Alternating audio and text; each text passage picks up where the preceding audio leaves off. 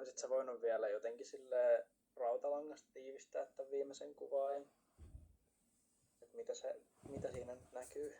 Joo, ehkä niinku just tää punainen viiva on se, että nyt mun mielestä ton keltaisen laktaatin voidaan nyt tässä kohtaa unohtaa, kun puhutaan hengityselimistön työstä. Eli alhaisimmilla kuormilla ventilaatio tavallaan vastaa sitä hapen kulutusta. Ärsyttävää, kun monta aina toi. Anteeksi, kun mä keskeyttiin, mutta mä en tiedä, näkyykö teille mun hiiri ollenkaan vai? Näkyy kyllä. Joo, mulla aina se niinku hetken näkyy ja sitten se häviää ja sitten mä en enää tiedä, missä mä oon.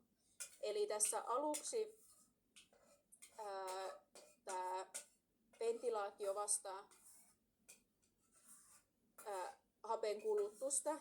Eli mun mielestä tässä voisi ehkä yksinkertaistettuna ajatella sille, että tässä kohtaa elimistö pystyy tuottamaan energiaa vielä aerobisesti. Sitten kun tämä kuormitus kasvaa, niin elimistö ei pysty tuottamaan energiaa enää vaan aerobisesti, vaan osa energiasta tuotetaan anaerobisesti, esimerkiksi anaerobisen glykolyysin kautta. Ja siinä tosiaan syntyy happoa ja laktaattia. Ja sitten kun sitä happoa puskuroitaan, sen puskuroinnin yhteydessä syntyy hiilidioksidia, mikä sitten, ja kun hiilidioksidia syntyy lisää, niin sitten kemoreseptorit hälyttävät, että hetkinen hei, nyt sitä hiilidioksidia on liikaa, meidän pitää tehostaa hengitystä, eli ventilaatiota. Sitten se ventilaatio kasvaa, mutta elimistön kyky käyttää happea ei enää kasva.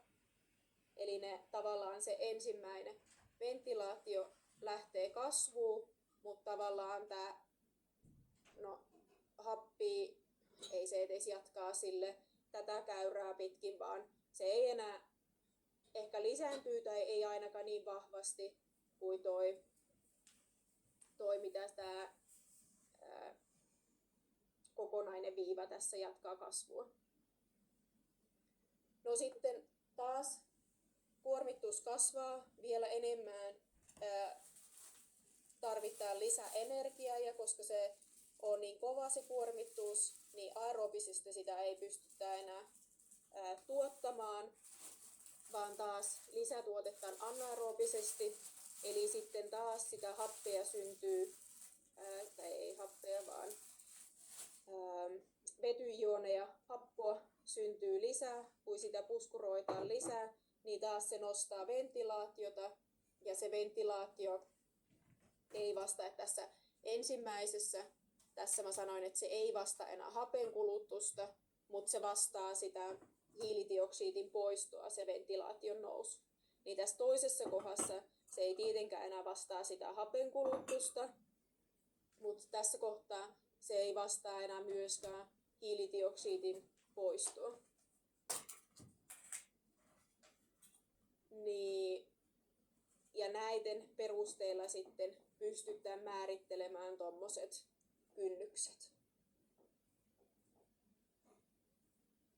En tiedä, avatko yhtään sen enemmän.